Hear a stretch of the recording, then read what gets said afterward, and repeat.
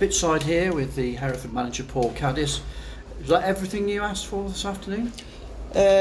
Not entirely. Listen, we've obviously won the game late on. If I'm being brutally honest, I thought the first half was rubbish, for just a rubbish game of football. To be honest, I just thought there wasn't much in it in terms of chances both sides. But if that's our minimum, then I'm excited to see what levels we can get to. Second half I thought we were a bit better. But just, listen, delighted with the character, and obviously with Rooney's missing his penalty, and then within, 10 seconds the ball's in the back of the net. So again, the character in the dressing room I've got is something I'm really proud of. Top finish from Colin Stanley. Brilliant finish. Again, I'm going to mention that word again, character. Didn't start today. Came on the pitch, scored the winner. So he could have easily sat and been disappointed and huffed and puffed, but he didn't. He came on, showed his quality. Brilliant finish.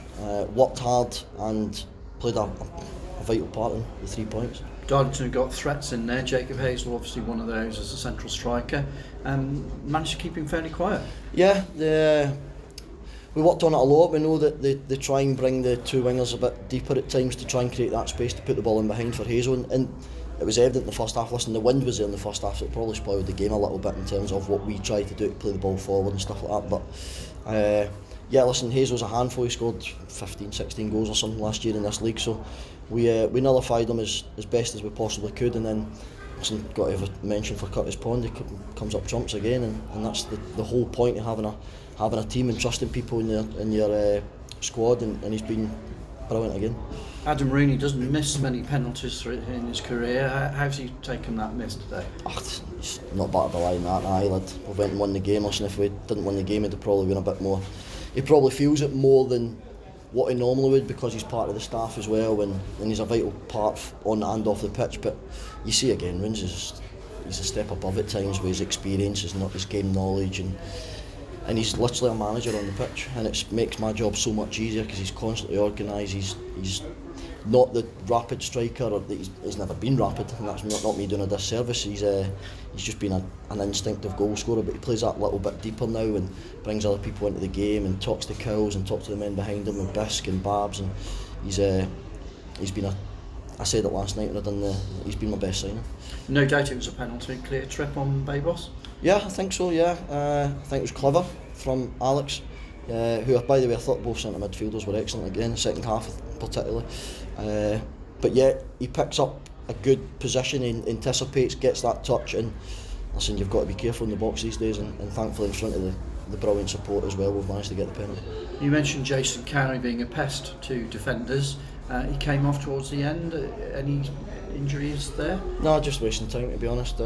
Just trying to run the clock down. That's me being brutally honest. Jason Cowley, after about 40 seconds, was arguing with their centre half. That's him. That's what he'll do.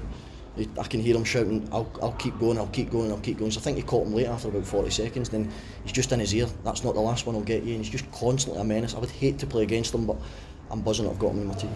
Now, in the build-up, you said in an interview that you felt you were a jack in the box down the touchline, and you certainly lived up to that today. How much did you enjoy being up and down that technical area? Wave your arms, waving everywhere. Yeah, listen, that's just me. That's my character. I'm not going to change. I'm a jack in the box, as I said.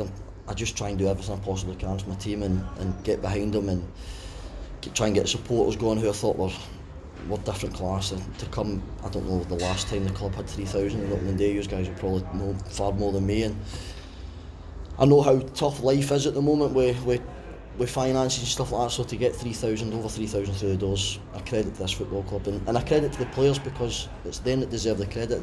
These fans are coming to watch these players because they've seen something that they can get behind.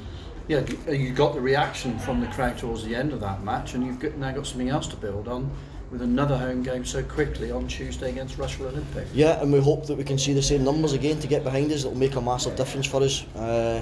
We will go and listen. For me as manager right now, that's the last I think about Darlington. I'll go home, and in fact I'm staying tonight. I'll watch the Rushville game as quickly as I possibly can, whenever I can get a hold of it, and we'll start looking towards Rushville. But I think it's important the players enjoy the victory tonight.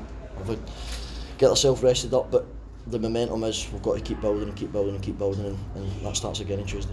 Well done today. Thank you. Cheers. Curtis Pond was called into action a couple of times. Is that something you need to look at? What? Defensive sort of. No, that's what he's there for. Listen, if if Curtis is there to make saves, then he's done his job. And of course, we don't want. Ideally, I'd want Curtis to make 0 saves, but it's a game of football. You're always going to give chances away. There's a couple of times I think late on in the game where they've tried to go round him. And he's a big presence, and he's managed to win it. But listen, I'm not going to sit here and criticise centre halves or strikers or anything like that after a win like that. And I mean, you have to use your bench a little bit. Coming to Tuesday night, we've been so quick in. Yeah, we've got a squad there that we trust each and every player. So there'll be potential for changes, but off the top of my head right now, I'm not even. Well, I know I've said I'm thinking about it, but not in terms of my team. I'm going to have a look at Russia and see what we come up against. And what's the latest with Andy Williams? Is he back? Willow's still about 10 weeks. He's back walking. I think he came in Thursday night and done like a very early stages of rehab, so it's like a fast walk and stuff like that he's doing. But he's getting there. The important thing is you can see he's unaided. He's not on crutches or anything like that. So hopefully with the professionalism he's got, we might be able to cut that 10 to. I wouldn't put a figure on it, but that's the hope. But at the same time, we're not going to rush him back because we want him for the later part of the season as well. All right.